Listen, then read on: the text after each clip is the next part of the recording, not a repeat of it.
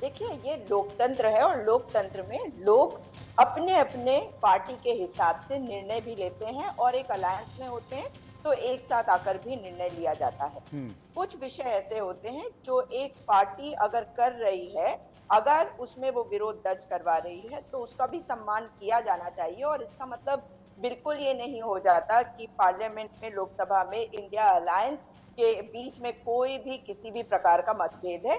ये कयास तो लगाए भी जाएंगे और पीएमओ जो है ये वाले सवाल जो है ऐसे ही फैलाते भी रहेंगे। वहां पे एक है ना, जिनके माध्यम से ये खबरें आती रहती हैं, पता नहीं आप तक पहुंची या नहीं।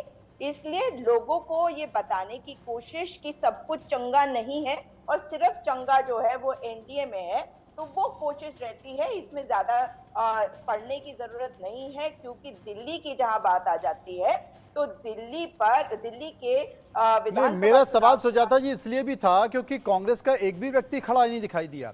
और आम आदमी पार्टी जब बहिष्कार कर रही थी तो समाजवादी पार्टी के नेता जो अभी प्रोफेसर साहब बड़ी बड़ी बातें कर रहे थे, उन्होंने कह दिया कि नहीं, हम बहिष्कार नहीं करेंगे, हम राष्ट्रपति का अभिभाषण सुनेंगे क्योंकि ये परंपरा है। तो इसका मतलब अलग अच्छा, अलग तरीके से दिखाई दे रही है ना चीजें। देखिए, कई तरह के विरोध होते हैं और हर तरह के विरोध को होना चाहिए।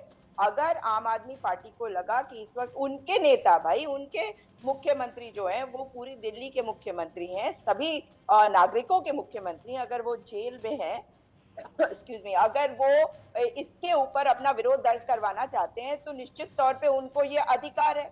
हमारी पार्टी जिस तरीके से उनके साथ खड़ी खड़ी है या वो हमारे साथ खड़े हैं, वो हमारे बीच की बात है। हम्म। और भारतीय जनता पार्टी एलजेपी के इस वाले से और एलजेपी के उस वाले से क्या करती है उस पर कभी चर्चा नहीं होती। वो होगी तो उस दिन हमारे से भी सवाल कर लीजिएगा, हम आपस में बात करके आपको तब बताएंगे कि हमें क्या कहना है।